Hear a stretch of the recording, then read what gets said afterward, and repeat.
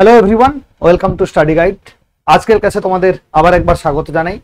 আশা করি প্রত্যেকে তোমরা ভালো আছো এবং সুস্থ আছো।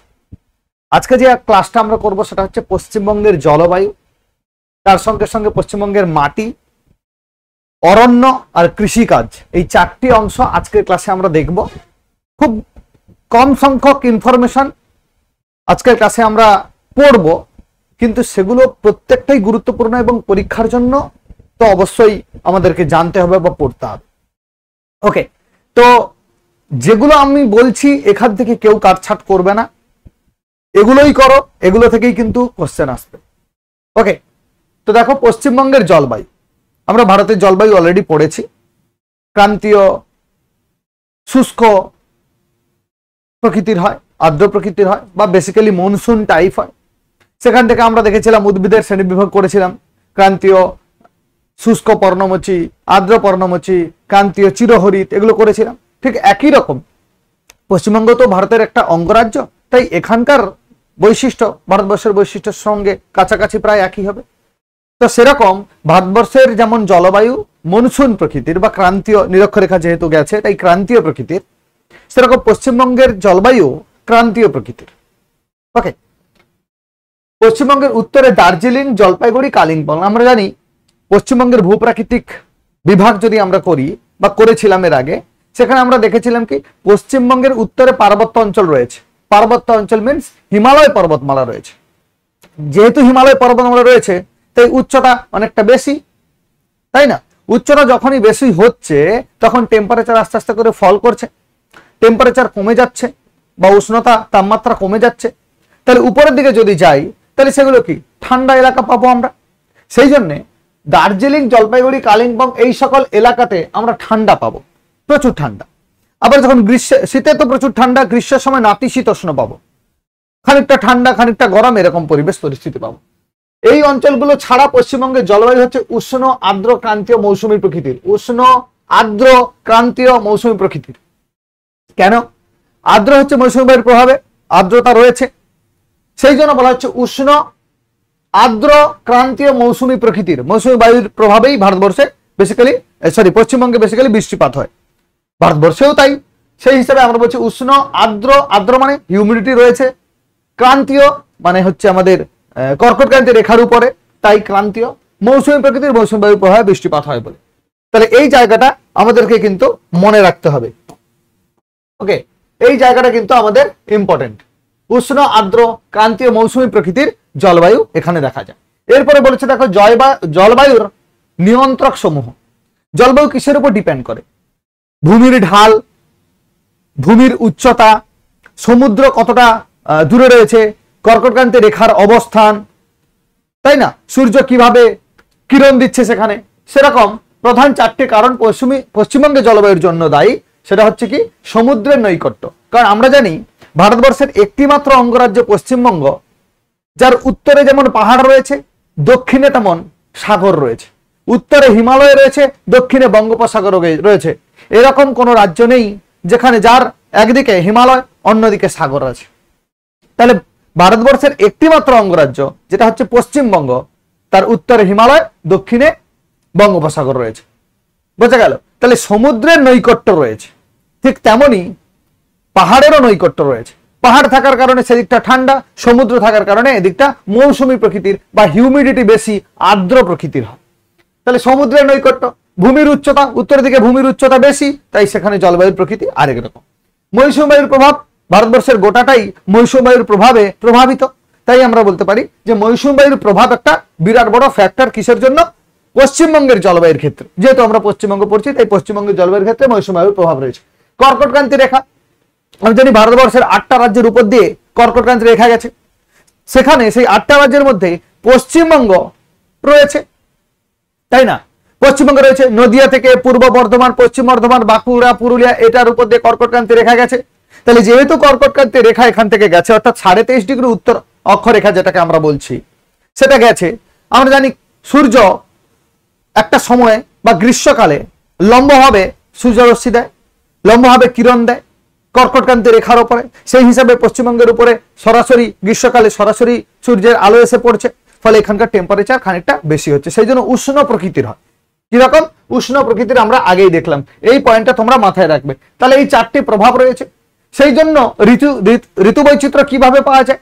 তাহলে উষ্ণ মানে গ্রীষ্ম ঋতু পাবো, আর্দ্র মানে বর্ষা ঋতু পাবো,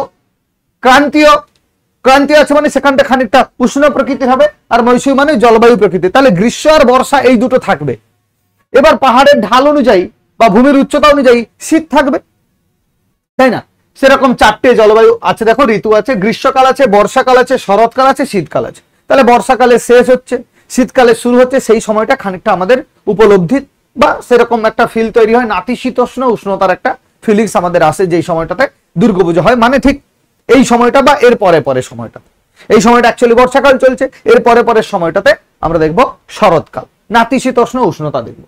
তাহলে এইরকম চারটে জেলায়, চারটে ঋতুতে আমরা পশ্চিমবঙ্গের জলবায়ুকে ভাগ করতে পারি। মনে থাকবে তো সবার? চারটে প্রভাব অনুযায়ী চারটে ঋতু, চারটে প্রভাব চারটে ঋতু। ওকে, উষ্ণ, আর্দ্র, ক্রান্তীয়, মৌসুমী প্রকৃতির হচ্ছে জলবায়ু। পরীক্ষায় প্রশ্ন থাকবে পশ্চিমবঙ্গের জলবায়ু নিম্নোক্ত কি ধরনের প্রকৃতির হয় বা কি প্রকৃতির হয়? তোমরা উত্তর করবে সেখানে উষ্ণ, আর্দ্র, ক্রান্তীয়, মৌসুমী প্রকৃতির হয়ে থাকে। এই জায়গাগুলো আমি আবার কোশ্চেন করবো তোমাদেরকে, হিউজ কোশ্চেন করবো। আগামীকাল থেকে তোমাদের কোশ্চেন স্টার্ট হয়ে যাবে। তোমরা অবশ্যই সেই কোশ্চেনগুলো অ্যাটেন্ড করবে, করার চেষ্টা করবে, তোমাদের যে ডেভেলপমেন্ট সেটা বোঝা যাবে। এরপরে যে জায়গাটা আছে পশ্চিম বর্ধমান জেলার আসানসোল, পশ্চিম বর্ধমান জেলার আসানসোল কি আছে? সর্বাধিক উষ্ণতা প্রায় 45 degree centigrade average temperature measure করা হয়েছে। কোথায় না? পশ্চিম বর্ধমান জেলার আসানসোলে। পশ্চিম বর্ধমান জেলার আসানসোল, এখানে সর্বাধিক উষ্ণতা কত? 45 ডিগ্রি সেন্টিগ্রেড। তাহলে সর্বাধিক যেহেতু পড়ছি, আমরা সর্বনিম্নটা পড়বো কোথায়? পড়বো দার্জিলিং জেলার সান্দাকফুতে অবস্থিত। দার্জিলিং জেলার সান্দাকফু, সেখানে সর্বনিম্ন টেম্পারেচার লক্ষ্য করা যায়। এই সান্দাকফু কোথায় অবস্থিত? আমরা যখন ভূপ্রাকৃতিক বিভাগ পড়েছিলাম সেখানে আমরা উত্তরবঙ্গকে তিস্তা নদীর দুপাশে ভাগ করেছিলাম। একটাকে বলেছিলাম তরাই, একটাকে বলেছিলাম ডুয়ার্স। তিস্তা নদীর পূর্ব ভাগ ডুয়ার্স, তিস্তা নদীর পশ্চিম ভাগ তরাই বলেছিলাম। এই তরাই অঞ্চলে দুটো পর্বত শ্রেণী দেখেছিলাম, একটা সিঙ্গালীলা পর্বত শ্রেণী, একটা দার্জিলিং পর্বত শ্রেণী। সিঙ্গালীলা পর্বত শ্রেণীর সর্বোচ্চ শৃঙ্গ বলেছিলাম সান্দাকফু, আর দার্জিলিং পর্বত শ্রেণীর সর্বোচ্চ শৃঙ্গ বলেছিলাম টাইগার হিল। তাহলে এই দার্জিলিং জেলাতে রয়েছে, দার্জিলিং জেলা কিন্তু একটা রয়েছে সিকিমের, আমাদের নেপালের দিকে যেটা বলছে সিঙ্গালীলা পর্বত শ্রেণী, একটা রয়েছে দার্জিলিং এর ডান দিকে বা কালিম্পং সাইডে, যেটাকে আমরা বলছি দার্জিলিং শৈলশিরা। তো সেই সিঙ্গালীলা পর্বত শ্রেণীতে অবস্থিত সান্দাকফু পশ্চিমবঙ্গের সর্বোচ্চ শৃঙ্গ, পর্বত শৃঙ্গ। সেই সান্দাকফুতে শীতলতম উষ্ণতা পরিলক্ষিত হয়। তাহলে এই দুটো পয়েন্ট কিন্তু তোমাদের মাথায় রাখতে হবে। আলিপুরদুয়ার জেলার বক্সা ডুয়ার্সে পশ্চিমবঙ্গের সব থেকে বেশি বৃষ্টি হয়, 500 সেন্টিমিটার বৃষ্টি হয়। কোথায় হয়? পশ্চিমবঙ্গের বক্সা ডুয়ার্স অঞ্চলে সব থেকে বেশি বৃষ্টিপাত হয়। সব থেকে কম তাহলে কোথায় হয়? সব থেকে কম হয় বীরভূম জেলার ময়ূরেশ্বর। সেখানে কি হচ্ছে? সব থেকে কম বৃষ্টিপাত হচ্ছে। তাহলে এই জায়গাগুলো কিন্তু আমাদের মনে রাখতে হবে। যারা ইন ডিটেলসে পড়ছো তারা ইন ডিটেলসে পড়ো, যারা মনে করছো যে না আমরা একদম টু দি পয়েন্টে পড়তে চাইছি কেবলমাত্র পরীক্ষার জন্য, বাকি ইনফরমেশন আমার জানা আছে, তাহলে তাদের জন্য আমি পয়েন্ট আউট করে দিচ্ছি। তোমরা সেইভাবেই এই জায়গাগুলো পড়লেই কেবলমাত্র হবে। শরৎকালে মৌসুমী বায়ুর প্রত্যাবর্তনের সময় ঘূর্ণাবর্তের ফলে মাঝে মাঝে ঝড় বৃষ্টি হয়, একে বলা হয় আশ্বিনের ঝড়। শরৎকালে দেখবে মাঝে মাঝে ঝড় হয়, একে বলা হচ্ছে আশ্বিনের ঝড়।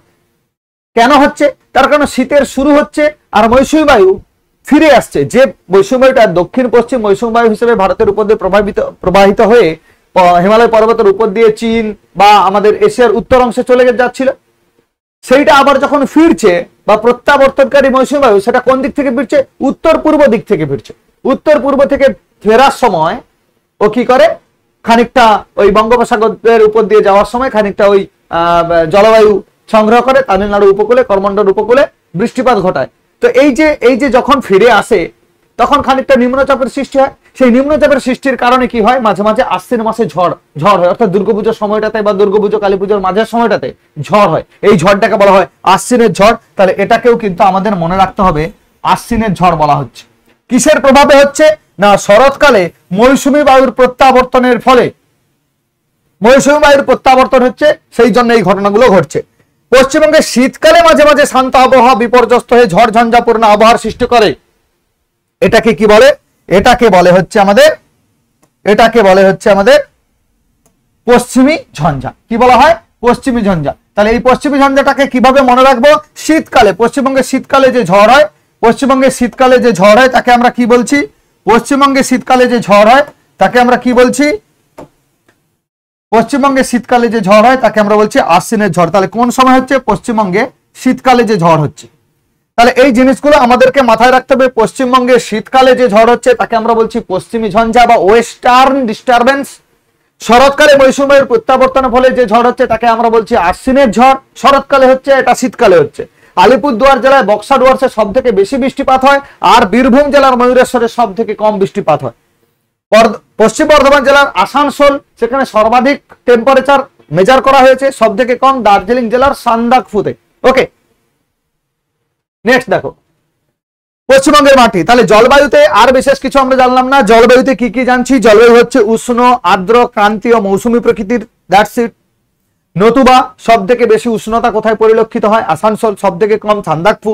বক্সা ডুয়ার্সে বেশি বৃষ্টিপাত হয়, বীরভূমের ময়ূরেশ্বরে কম বৃষ্টিপাত হয়। বোঝা গেল বিষয়টা? শরৎকালে যে ঝড় হয় তাকে আমরা বলছি আশ্বিনের ঝড়। কিসের জন্য? না মৌসুমী বায়ু ফিরে আসছে তার কারণে হচ্ছে। আবার শীতকালে যে ঝড় হচ্ছে সেটাকে আমরা বলছি ওয়েস্টার্ন ডিস্টারবেন্স বা পশ্চিমী ঝঞ্ঝা। বাস, জলবায়ু শেষ। ঠিক আছে তো? পশ্চিমবঙ্গের মাটি। তাহলে পশ্চিমবঙ্গের দেখো, পশ্চিমবঙ্গের আমরা ভূপ্রকৃতি হিসেবে 4টে ভাগে ভাগ করেছিলাম। একটাকে বলেছিলাম উত্তরের পার্বত্য অঞ্চল, একটাকে বলেছিলাম আমি মধ্যভাগের সমভূমি অঞ্চল, আর একটাকে বলেছিলাম দক্ষিণ ভাগের মালভূমি অঞ্চল, আর একটাকে বলছিলাম সুন্দরবন অঞ্চল। সুন্দরবনের বালুকাময় অঞ্চল বা কাদামাটিযুক্ত অঞ্চল বা লবণাক্ত অঞ্চল, আমরা এই ভাগে ভাগ করেছিলাম। তো এখানে মাটিও সেরকম। উত্তরে পার্বত্য মাটির যদি আমরা কথা ভাবি, সেখানে কালো মাটি দেখতে পাবো, যাকে আমরা পটজল মৃত্তিকা বলছি। পটজল মৃত্তিকা কি বলা হয়? কালো মাটি বা পটজল মৃত্তিকা। এই পটজল মৃত্তিকাতে চা চাষ দারুণ হয়, সেই জন্য দার্জিলিং এর পাহাড়ের ধাপে চা চাষ খুব সুন্দর। সিংকোনা গাছ হয়। কমলা লেবু, তোমরা জানো দার্জিলিং এর শিটং কমলা লেবুর জন্য বিখ্যাত, তাই না? অনেকে বেড়াতে যাও, শিটং এ হোমস্টে আছে, তোমরা বেড়াতে গেলে সেখানে দেখতে পাবে কমলা লেবু চাষ হচ্ছে। পশ্চিমবঙ্গের মাটি পার্বত্য মাটি। পার্বত্য মাটি উত্তরে পার্বত্য অঞ্চলে পাওয়া যায়। কালো ধূসর রঙের মাটি, মোটামুটি উর্বর, একে বলা হচ্ছে পটজল মৃত্তিকা। কি বলা হচ্ছে? পটজল মৃত্তিকা। তাহলে এই জায়গাটা আমাদের মাথায় রাখতে হবে। পটজল মৃত্তিকা কোথায় দেখা যায়? উত্তরে পার্বত্য অঞ্চলে পটজল মৃত্তিকা দেখা যায়। উত্তরে পার্বত্য অঞ্চলের যে কালো মাটি, পাহাড়ি মাটি, তাকেই বলা হচ্ছে পটজল মৃত্তিকা। চা চাষের জন্য উপযুক্ত, চা চাষের জন্য উপযুক্ত বা কমলা লেবু চাষের জন্য উপযুক্ত কোন মাটি?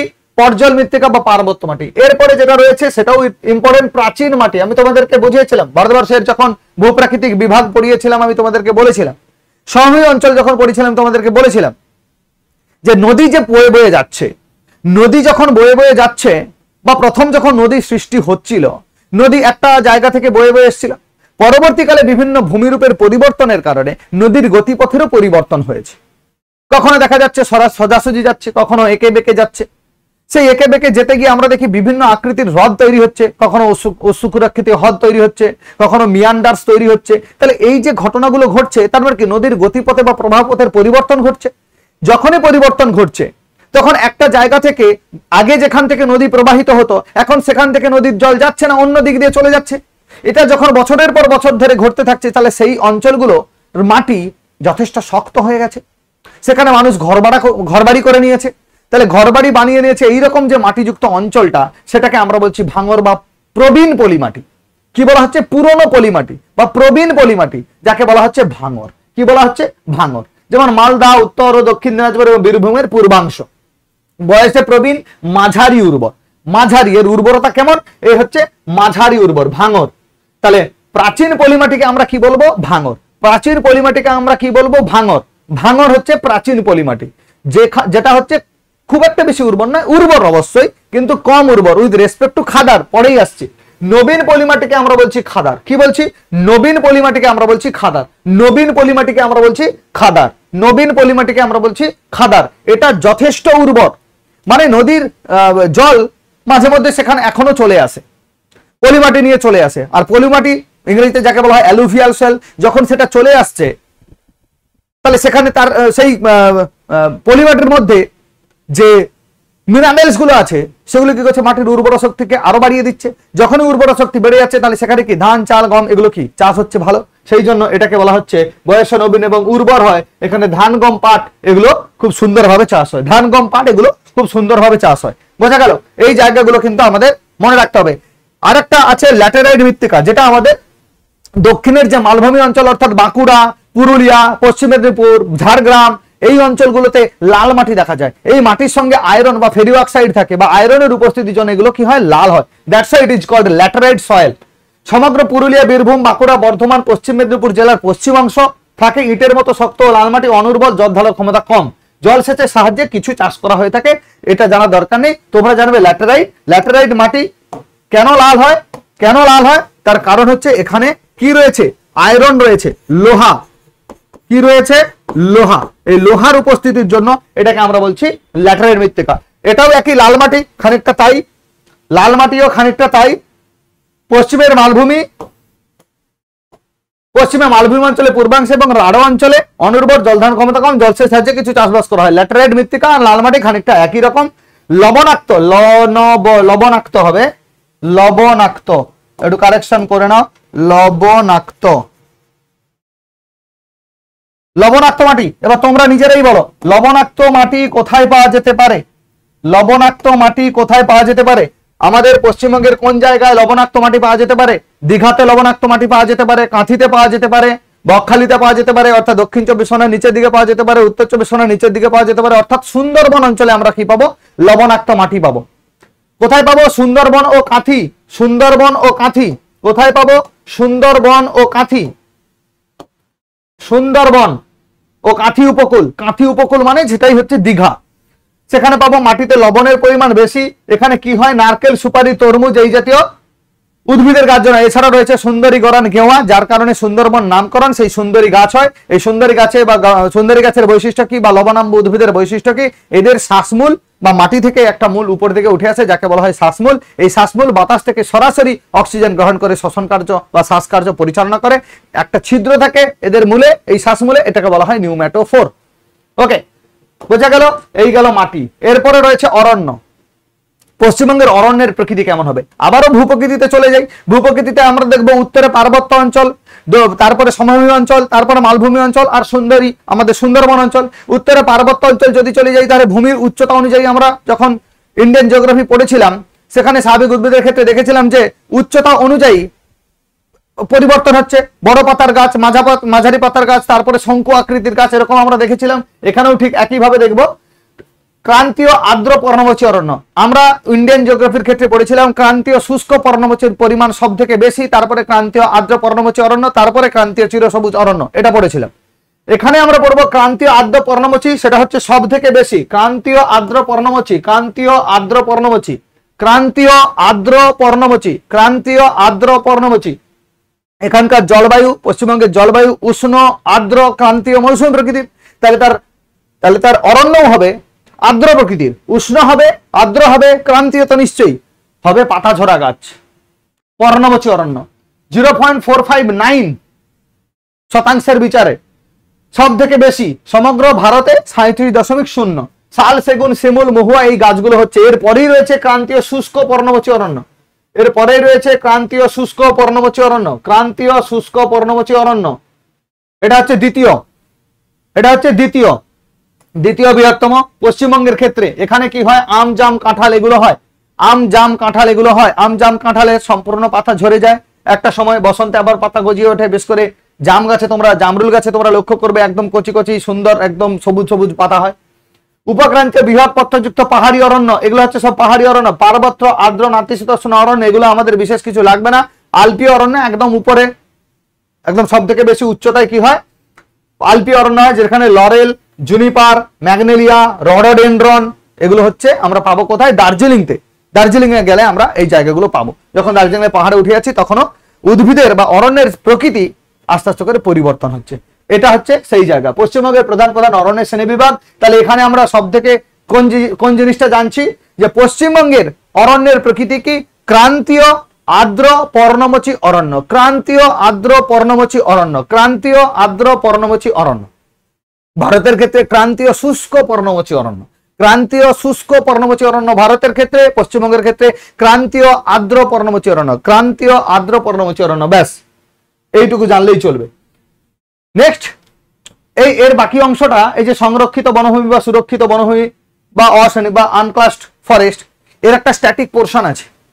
পশ্চিমবঙ্গ রিলেটেড, কারণ পশ্চিমবঙ্গে কতগুলো জাতীয় উদ্যান রয়েছে, 6টা বেসিক্যালি, 16টা অভয়ারণ্য রয়েছে, বায়োস্ফিয়ার রিজার্ভ রয়েছে। তাই পশ্চিমবঙ্গের এই জায়গাটা আমরা স্ট্যাটিক পোর্শনে দেখব।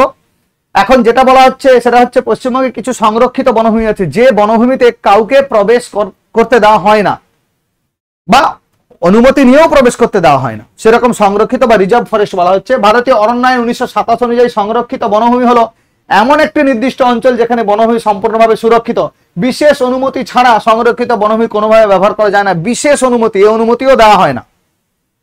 কেবলমাত্র ইনফ্রাস্ট্রাকচারাল ডেভেলপমেন্টের ক্ষেত্রে, বনের কোনো কাজকর্মের জন্য বা বনের ডেভেলপমেন্টের জন্য কেবলমাত্র সরকার ব্যবহার করতে পারে বনকে, আদারওয়াইজ কেউ কিন্তু নিজ ব্যক্তিগত কারণে এই বন ব্যবহার করতে পারবে না।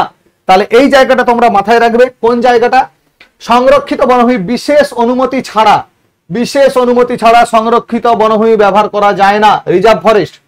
বলবে নিম্নোক্ত কোন বনভূমিতে অনুমতি নিয়ে প্রবেশ করতে হয় কিংবা একদম মানুষের প্রবেশের অধিকার নেই, তোমরা করবে রিজার্ভ ফরেস্ট। সুরক্ষিত বনভূমি বা প্রোটেক্টেড এরিয়া, প্রোটেকশন দেওয়া আছে ঠিকই, কিন্তু অনুমতি নিয়ে মোটামুটি ঢোকা যায়। সুরক্ষিত বনভূমি অনুমতি সাপেক্ষে ব্যবহার করা যেতে পারে, ঠিক আছে, ব্যবহার করা যেতে পারে। এবার বলা হচ্ছে আনক্লাসড ফরেস্ট, যেগুলোকে শ্রেণীভুক্ত করা হয়নি। কোন অঞ্চল অরণ্য হিসেবে নথিভুক্ত হলেও কিন্তু সংরক্ষিত বা সুরক্ষিত বনভূমির মধ্যে অন্তর্ভুক্ত না হলে তাকে অশ্রেণীভুক্ত অরণ্য বলা হয়। এরকম অরণ্যের মালিকানার বিষয়টি বিভিন্ন রাজ্যে বিভিন্ন রকম হয়ে থাকে।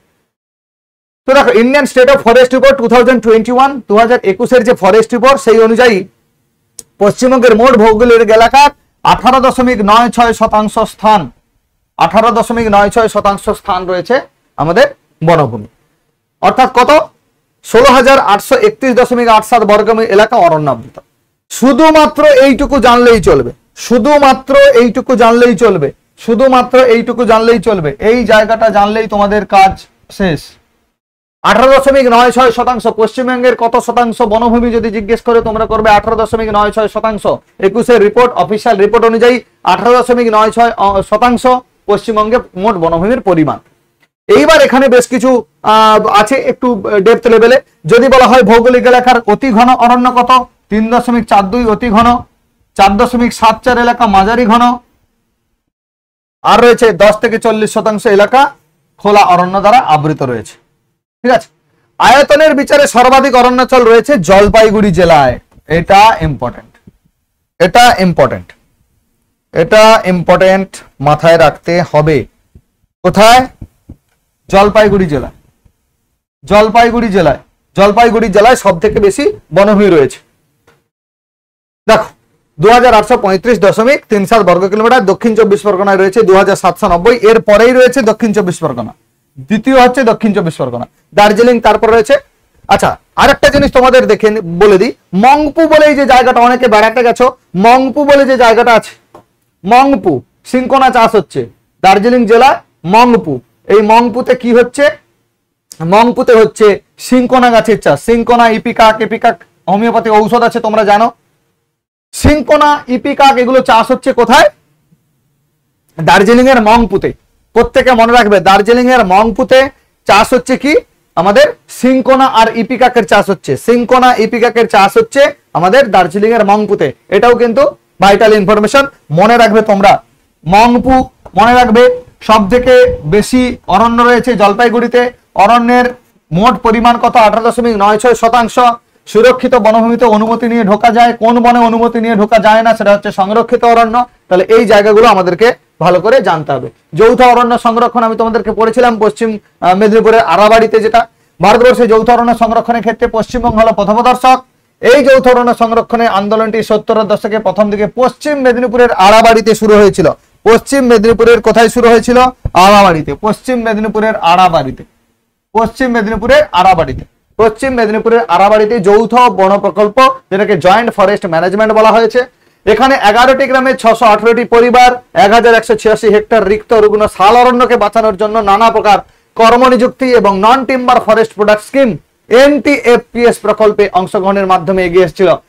এটি ন্যাশনাল ফরেস্ট পলিসি 1988-র অন্তর্গত।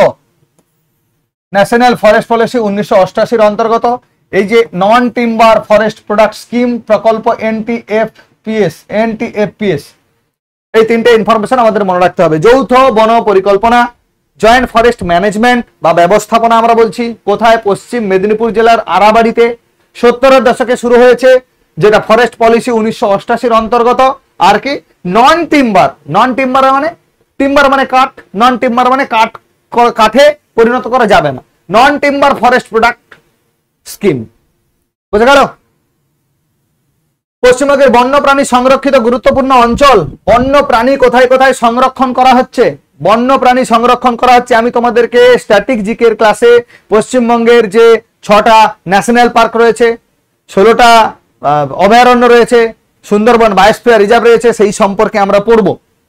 এখন আমরা দেখব পশ্চিমবঙ্গের বন্যপ্রাণী সংরক্ষিত গুরুত্বপূর্ণ অঞ্চলগুলো কি কি রয়েছে। একটা রয়েছে সুরক্ষিত অঞ্চল সব, সিঙ্গালীলা। একটা রয়েছে সিঙ্গালীলা, আয়তন 78.6, জেলা কি? দার্জিলিং। এই দুটো মনে রাখবে। সিঙ্গালীলা কি? সিঙ্গালীলা কোথায় রয়েছে? দার্জিলিং এ। নেওড়া উপত্যকা কোথায় রয়েছে? কালিম্পং এ রয়েছে। বক্সা কোথায় রয়েছে? আলিপুরদুয়ারে রয়েছে। গরুমারা কোথায় রয়েছে? জলপাইগুড়ি রয়েছে। সুন্দরবন কোথায় রয়েছে? উত্তর ও দক্ষিণ 24 পরগনা। এগুলো তোমরা প্রত্যেকেই জানো। জলদাপাড়া কোথায় রয়েছে? আলিপুরদুয়ার। জলদাপাড়া কোথায় রয়েছে? আলিপুরদুয়ার। এগুলো সব মনে রাখতে হবে, ঠিক আছে? দেখো জলদাপাড়া কিসের জন্য বিখ্যাত? একশৃঙ্গ গন্ডারের জন্য বিখ্যাত। জলদাপাড়া কিসের জন্য বিখ্যাত? একশৃঙ্গ গন্ডারের জন্য বিখ্যাত। জলদাপাড়া কোথায় অবস্থিত? আলিপুরদুয়ার। জলদাপাড়া কোথায় অবস্থিত? আলিপুরদুয়ার। জলদাপাড়া, আলিপুরদুয়ার, একশৃঙ্গ গন্ডার, ঠিক আছে? এরকম আর বিশেষ কিছু নেই, মনে রাখবে। সিঙ্গালীলা দার্জিলিং। সিঙ্গালীলা দার্জিলিং জেলায় বলেছিলাম দুটো পর্বত, একটা দার্জিলিং শৈলশিরা, একটা সিঙ্গালীলা শৈলশিরা, একটা দার্জিলিং শৈলশিরা। তাহলে দুটোই দার্জিলিং জেলাতে অবস্থিত। নেওড়া ভ্যালি ন্যাশনাল পার্ক কোথায় অবস্থিত? কালিম্পং। যারা কালিম্পং অফবিট বেড়াতে যাও তারা কিন্তু নেওড়া ভ্যালি ন্যাশনাল পার্কের ভেতর দিয়েই যাও, ভেতর ঠিক নয়, সাইড দিয়ে যেতে হয়। বক্সা কোথায় আছে? এটাও আলিপুরদুয়ার। তাহলে বক্সা আর জলদাপাড়া আলিপুরদুয়ার, বক্সা আর জলদাপাড়া আলিপুরদুয়ার, গরুমারা জলপাইগুড়ি, সুন্দরবন উত্তর দক্ষিণ দিনাজপুর। আশা করি প্রত্যেকের মনে থাকবে। নেক্সট, পশ্চিমবঙ্গের কৃষিকাজ। তাহলে আমরা ইতিমধ্যে কি পড়লাম? পশ্চিমবঙ্গের জলবায়ু পড়লাম, তারপরে কি পড়লাম? পশ্চিমবঙ্গের অরণ্য পড়লাম, আর কি বললাম? মৃত্তিকা বললাম, আর তার সঙ্গে আমরা কৃষিকাজ পড়ছি। কৃষি পশ্চিমবঙ্গের প্রধান জীবিকা। রাজ্যে 6টি কৃষি জলবায়ু অঞ্চল থাকার জন্য যে বিস্তৃত এবং বৈচিত্র্যময় পরিবেশ সৃষ্টি হয়, তার ফলে বাজারে সারা বছরের চাহিদা পূরণের উপযোগী নানা ধরনের নাতিশীতোষ্ণ প্রায় গ্রীষ্মকালীন ফসল উৎপন্ন হয়। বিগত কয়েক বছরে রাজ্য কৃষিজ পণ্য উৎপাদন বৃদ্ধিতে উল্লেখযোগ্য সাফল্য অর্জন করেছে এবং বর্তমানে চাল, পাট ইত্যাদি মতো কৃষিজ দ্রব্য উৎপাদনে দেশের প্রথম সারির রাজ্যগুলির মধ্যে রয়েছে। এগুলো একটু দেখে নেবে তোমরা, একটু দেখবে। এই জায়গা থেকে আসে না, আসে কোথায়? এইটা থেকে, এইটা থেকে, এই ছকটা থেকে কোশ্চেন আসে। পশ্চিমবঙ্গে উল্লেখযোগ্য ফসল এবং তাদের উৎপাদন কোথায় হচ্ছে? পশ্চিমবঙ্গের সব থেকে গুরুত্বপূর্ণ ফসল কি? পশ্চিমবঙ্গের সব থেকে গুরুত্বপূর্ণ ফসল হচ্ছে ধান। সব থেকে গুরুত্বপূর্ণ ফসল হচ্ছে ধান। পশ্চিমবঙ্গের সব থেকে গুরুত্বপূর্ণ ফসল হচ্ছে ধান। ধান উৎপাদনে বিশ্বে ভারতের স্থান কত? দ্বিতীয়। ভারতের স্থান কত? দ্বিতীয়। এগুলো প্রত্যেকটা তোমাদের কাজে লাগবে, তাই এগুলোকে আমি আলাদা করে দাগ করছি না, প্রত্যেকটাই লাগবে, প্রত্যেকটাই লাগবে, প্রত্যেকটা ইনফরমেশন ইম্পর্টেন্ট। আর কি হয়? গম হয়। গম, গম উৎপাদনে দ্বিতীয়, চীন প্রথম। পাট উৎপাদনে ভারতবর্ষ প্রথম স্থান অধিকার করেছে। পাট উৎপাদনে ভারতবর্ষ প্রথম স্থান অধিকার করেছে, এটা তাহলে আর একটু বেশি ভাইটাল। পাট উৎপাদনে প্রথম স্থান, পাট উৎপাদনে প্রথম স্থান, এগুলো মাথায় রাখবে। পাট উৎপাদনে যেহেতু প্রথম স্থান, তাই আর একটু বেশি গুরুত্বপূর্ণ।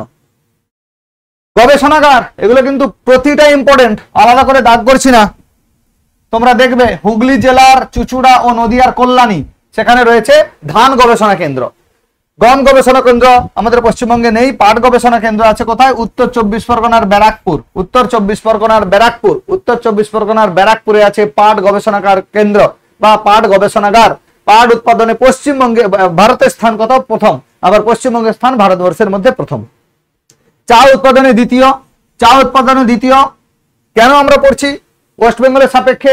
তার কারণ এই জায়গাগুলো বা এই ফসলগুলোর উৎপাদন পশ্চিমবঙ্গের ক্ষেত্রে ভারতে একটা উল্লেখযোগ্য ভূমিকা পালন করে। চা উৎপাদনে দার্জিলিং একটা বিরাট বড় ভূমিকা পালন করে। তার কারণ আমরা জানি প্রথম যদি কোনো ফসলকে জিআই ট্যাগ দেওয়া হয়, অর্থাৎ জিওগ্রাফিক্যাল ইন্ডিকেশন দেওয়া হয়, সেটা হচ্ছে চা। দার্জিলিং টি কে দেওয়া হয়েছে। তাহলে সেই হিসাবে ভারতবর্ষে চা উৎপাদনে দ্বিতীয়, প্রথম চীন। দার্জিলিং এবং কার্শিয়াং, দার্জিলিং এবং কার্শিয়াং, দার্জিলিং এবং কার্শিয়াং, দার্জিলিং এবং কার্শিয়াং চা চাষ হচ্ছে প্রচুর পরিমাণে। এখানকার মৃত্তিকা কিরকম? পর্জল প্রকৃতির মৃত্তিকা বা কালো মৃত্তিকা। কেমন? তৈলবীজ উৎপাদনে ভারতবর্ষ চতুর্থ। তৈলবীজ গবেষণাগার কোথায় আছে? বহরমপুর মুর্শিদাবাদ। কোথায় আছে? বহরমপুর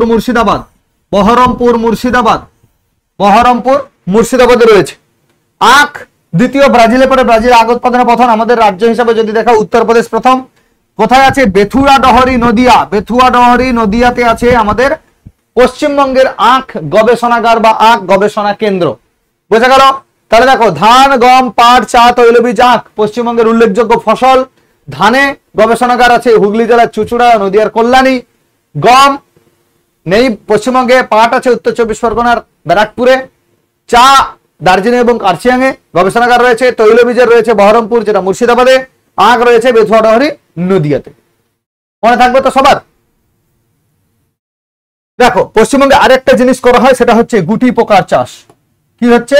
গুটি পোকার চাষ। গুটি পোকা কি তৈরি হয়? রেশম তৈরি হয়। তুত গাছে যে পোকা পাওয়া যায় তাকে বলা হচ্ছে গুটি পোকা। পশ্চিমবঙ্গে গ্রামাঞ্চল এবং আধা শহর এলাকায় বসবাসকারী 1 লক্ষেরও বেশি পরিবারের কর্মসংস্থান, জীবিকা নির্বাহের কাজে সাহায্য করে গুটি পোকার চাষ, যা একটি কৃষি নির্ভর সমনিবিড় কুটির শিল্প।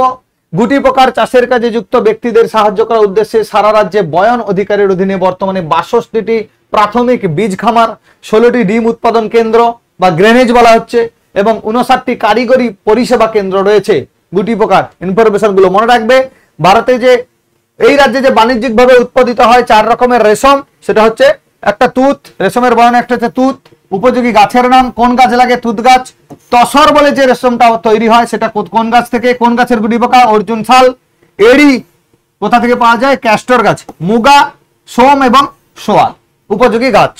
জেলার নাম কোথায়? তুত কোথায় চাষ করা হচ্ছে? হাওড়া, হুগলি, পূর্ব মেদিনীপুর জেলা ব্যতীত সারা রাজ্যে।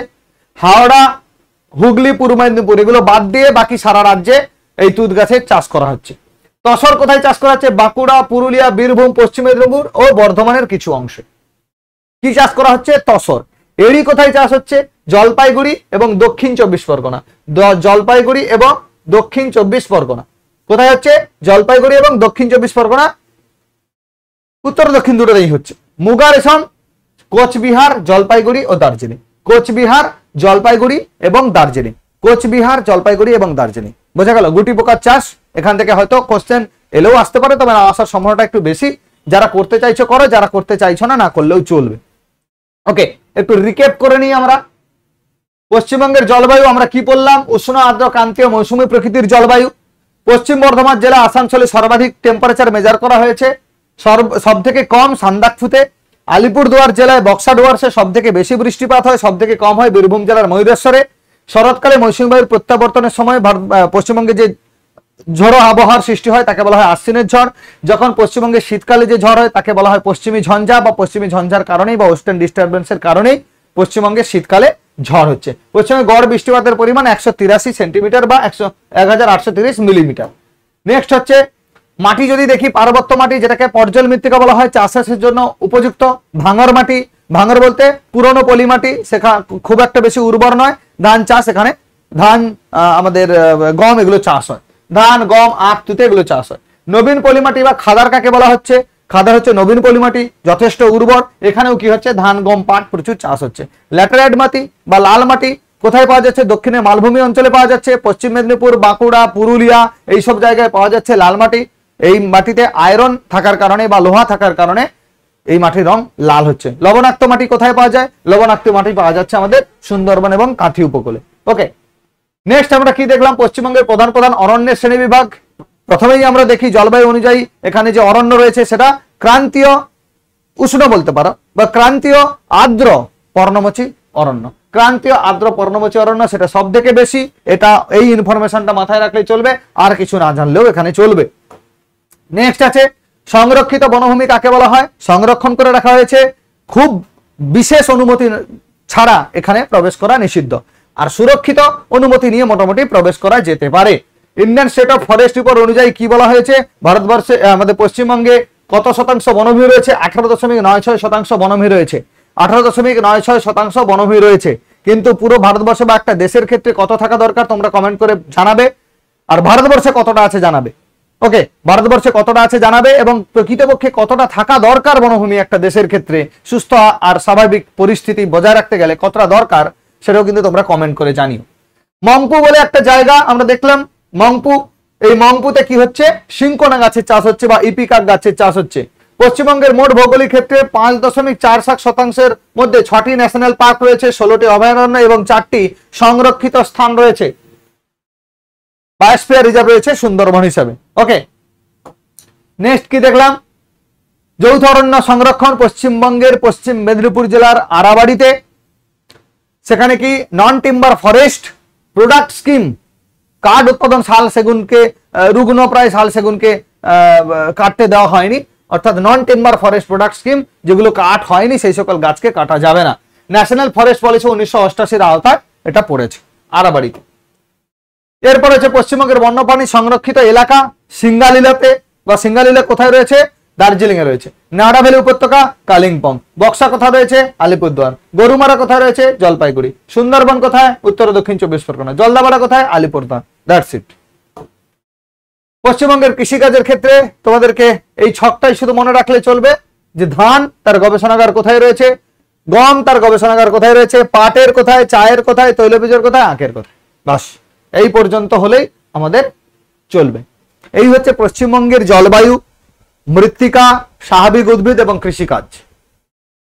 ওকে, তো এই ইনফরমেশন গুলো সবাই মোটামুটি একটু মাথায় ঢুকিয়ে নাও, দরকার হয় ক্লাসটা 1-2 বার দেখো, দেখলে মোটামুটি পশ্চিমবঙ্গের এই জায়গাটা তোমাদের সলভ হয়ে যাবে। এখান থেকে যা প্রশ্ন আসবে তোমরা কিন্তু সমাধান করতে পারবে। তাহলে আমরা অলরেডি পশ্চিমবঙ্গের ভূপ্রকৃতি ও লোকেশনটা দেখলাম, নদ নদীটা দেখেছি, আজকে জলবায়ু, মৃত্তিকা, স্বাভাবিক উদ্ভিদ, কৃষিকাজ দেখে নিলাম। নেক্সট ক্লাসে আমরা দেখবো খনিজ সম্পদ আর শিল্পটা দেখে নেবো, তারপরের ক্লাসে পরিবহনটা দেখে নেবো, আর পরিবহন আর খানিকটা বিবিধ হিসেবে দেখবো।